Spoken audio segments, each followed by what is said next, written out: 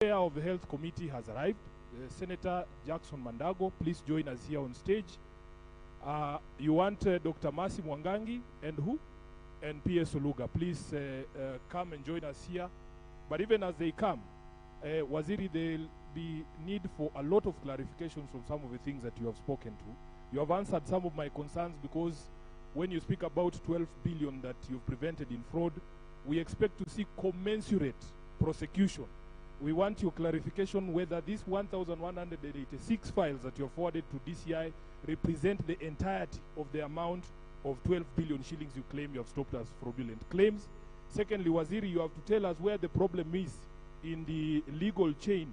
You know, if you submit 1,186 files, and then we have only 30 cases that the ODPP is presenting for the problem. Waziri, on your speech as well, you have spoken about UHC workers, and we have heard you repeat this severally, because I've heard this before, that you had agreed with the Treasury or the county governments to second this stuff to the county governments. We remember, Honorable Speaker, county governors saying they don't want these people. I don't know if it is me or that is the case, Waziri. You need to clarify to us, because the governors are saying without the money from Treasury, they are not going to take this stuff.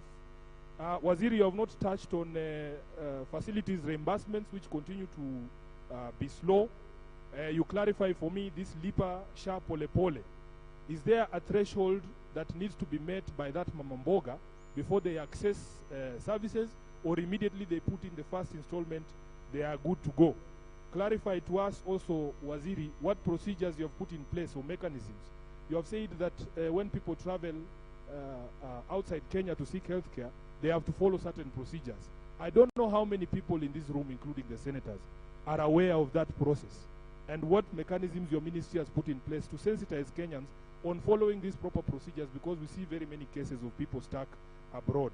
Then on the NHIF staff, we have had complaints, Waziri, that there are people who are facing those fraudulent allegations, directors who have actually found their way back to SHA.